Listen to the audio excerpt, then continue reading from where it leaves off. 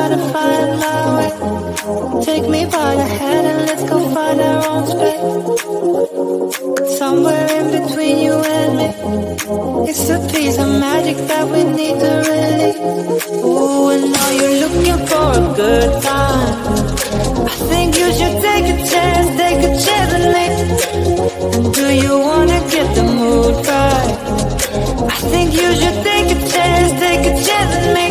'Cause I've been on my way. I've been on my way for a long, long time. You've been on your way. You've been on your way for all your life.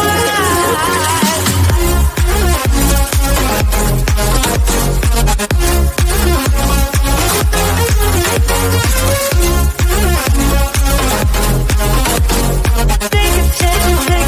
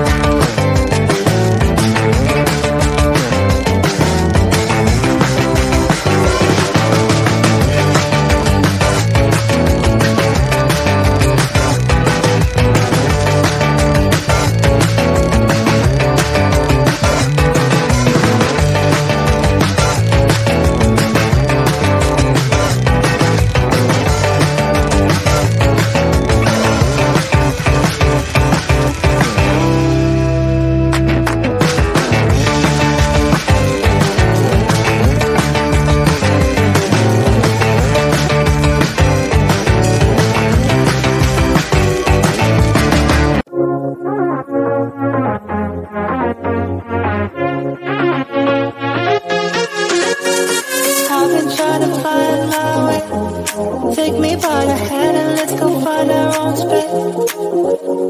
Somewhere in between you and me.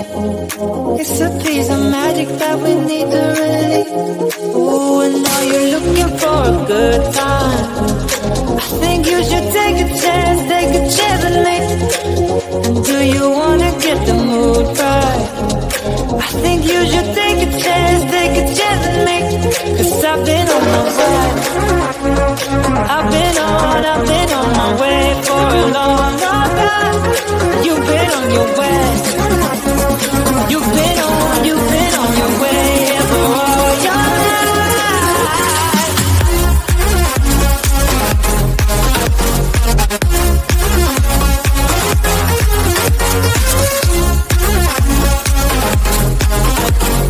Take a chance with me.